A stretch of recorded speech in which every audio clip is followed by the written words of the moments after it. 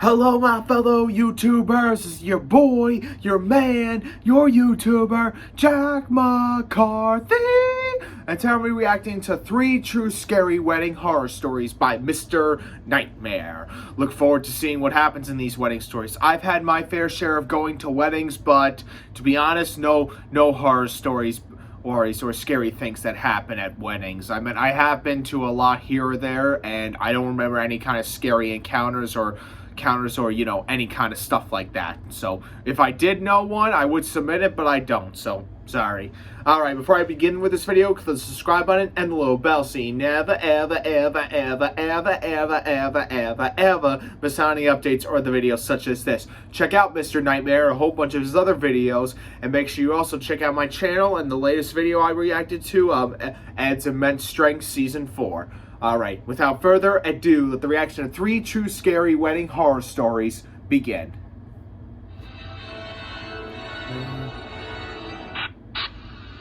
Wedding horror stories. My wife and I got married in the Church of the Little Flower in Coral Gables, Florida in 2017. Nice. We invited all of our close friends and family, including the family that neither of us really liked, because that's just what you're supposed to do. I guess so. My wife Allie has this estranged aunt Chelsea that no one in her family is really close with. She used to have serious drug problems. It spiraled her down a path that just led to a rift between her and the rest of the family. Well, Aunt Chelsea was invited to the wedding, and when she showed up, she surprisingly came with a date. But unsurprisingly, he didn't look like the kind of guy you want to bring home to mom and dad. Really? Right from the first time I laid eyes on him, I knew he was different. Not in a pleasant, quirky way.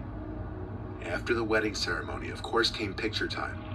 The 6 bridesmaids, 6 groomsmen, and my wife and I all went to this nice backyard section of the church campus to have pictures taken by the hired photographer. Some close family from both sides came along as well to watch while most others went to the party hall. And Chelsea and her date came to watch us take pictures as well. This was when I first got his name, Rob. The 2 of them were making everyone uncomfortable. Like, everyone in the bridal party would joke around and we'd genuinely laugh. Then either Chelsea or Rob would yell out these weird, inappropriate things. They just kept doing it to the point where they created awkward silences. And all of us were just internally cringing, dreading what weird things they'd say next.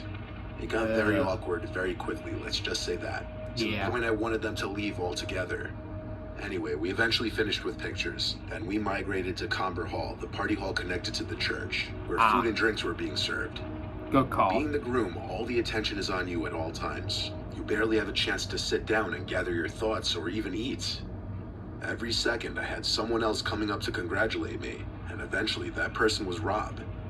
He shook my hand again, his breath terrible, his arms scarred up. He wasn't wearing a long-sleeved shirt, rather a stained gray polo. He seemed like a filthy person all around. He started talking to me with this loud, almost demeaning tone. I did my best to just be polite, and eventually he walked back to Chelsea. This was the last time I saw him that day.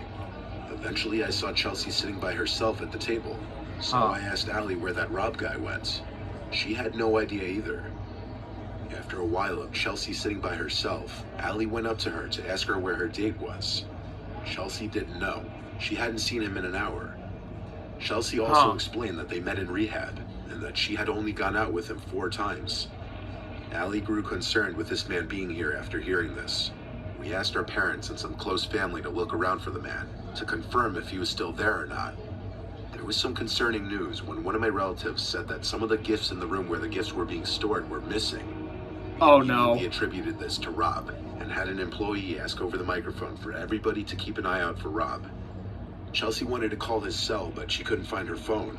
This put a slight damper on things, but we didn't let it ruin our wedding day. Yeah. Our parents called the police and dealt with them on the side, with the help of Chelsea giving information about Rob.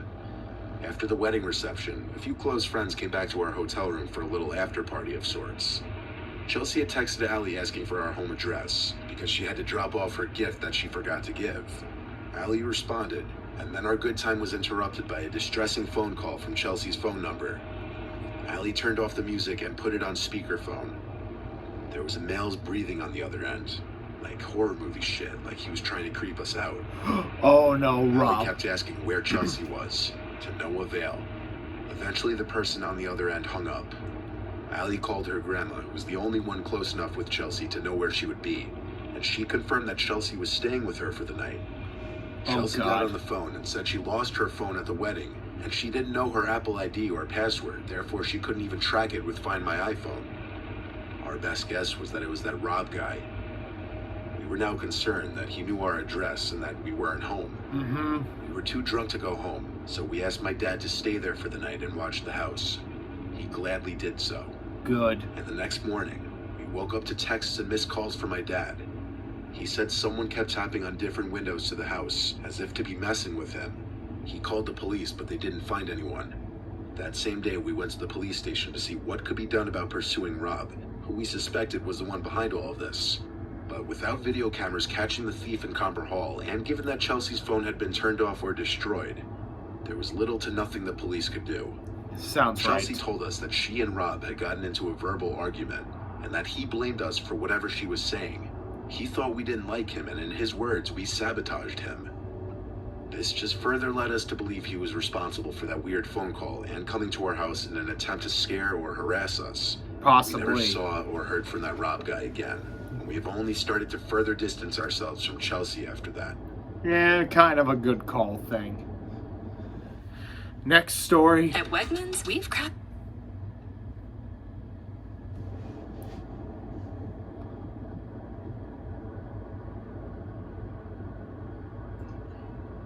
I had a pretty low-key beach wedding, mostly just family and friends.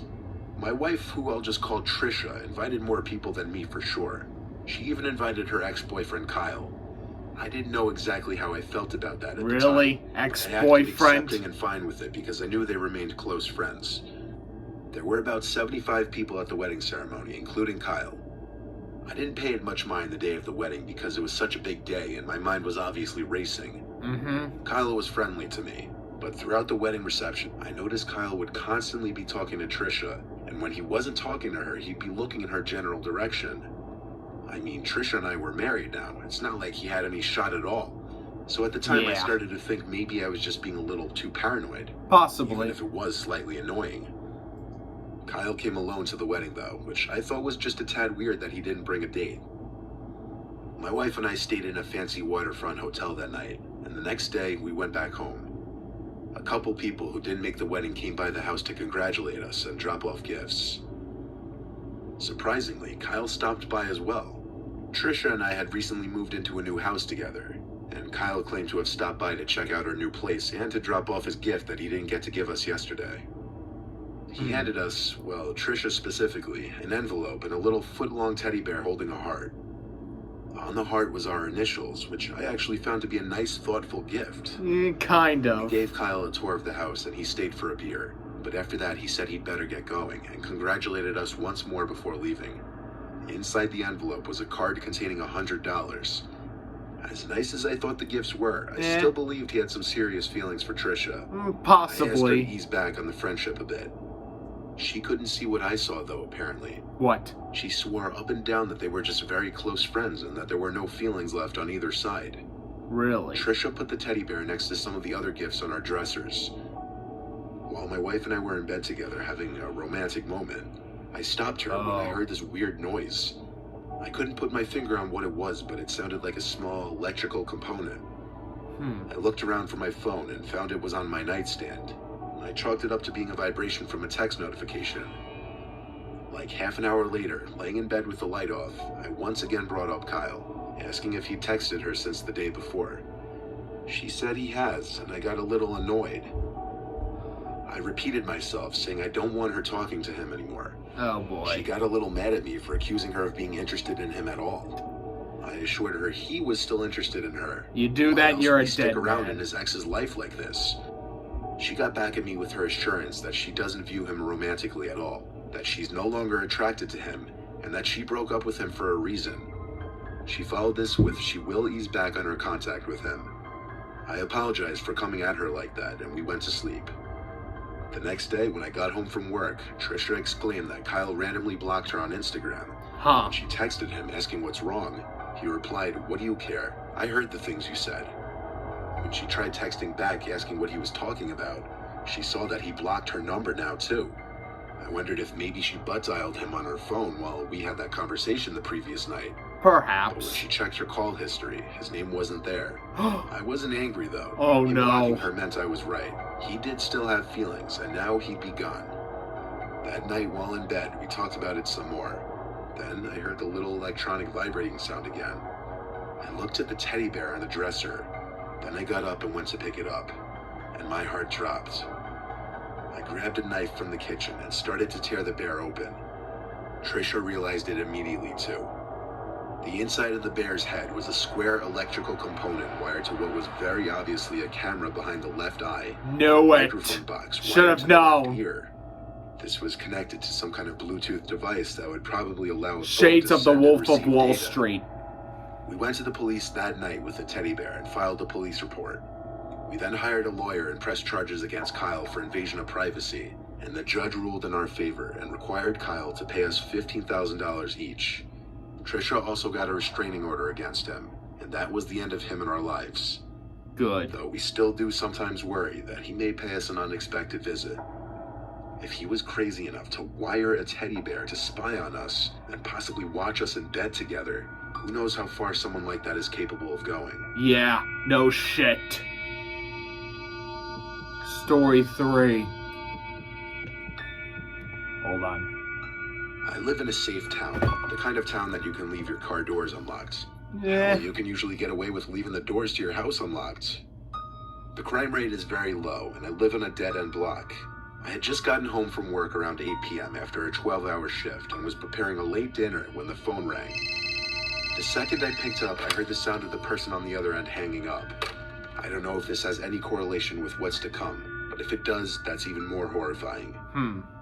On nights where I get home late, especially after 12-hour shifts, usually I'll just cook, eat, clean up, take a shower, then lay in bed watching TV for an hour before going to sleep. This was one of those nights. I was physically and mentally exhausted, which led me to making what I learned that night was a serious mistake.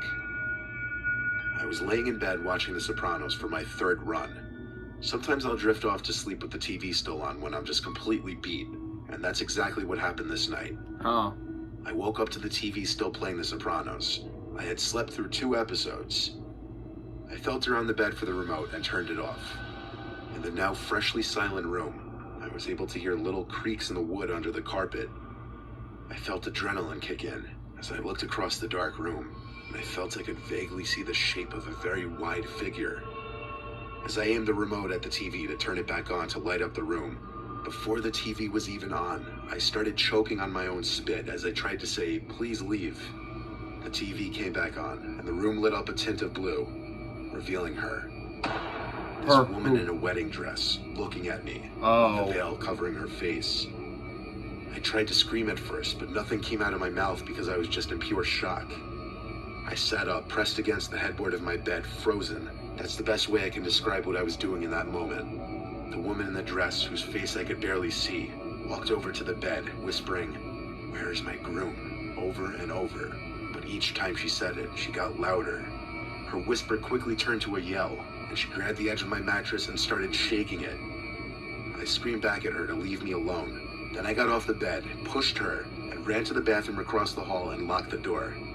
She followed me, trying to open the door, banging on it and repeating the words, "Where's my groom?" Oh boy. I yelled at her, "I'm calling the cops," and luckily I had my cell phone on me.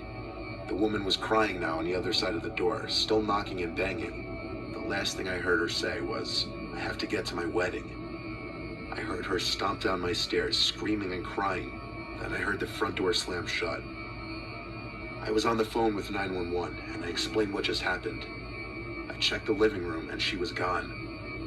I stepped outside to see if I could see which way she ran, but she was out of sight. A police officer showed up shortly, and I described her as some larger woman in a white wedding dress and veil. How she was screaming, "Where's my groom?" and "I have to get to my wedding." I couldn't help with the direction she ran to. It was either down the only direction the street goes, or the woods to the right.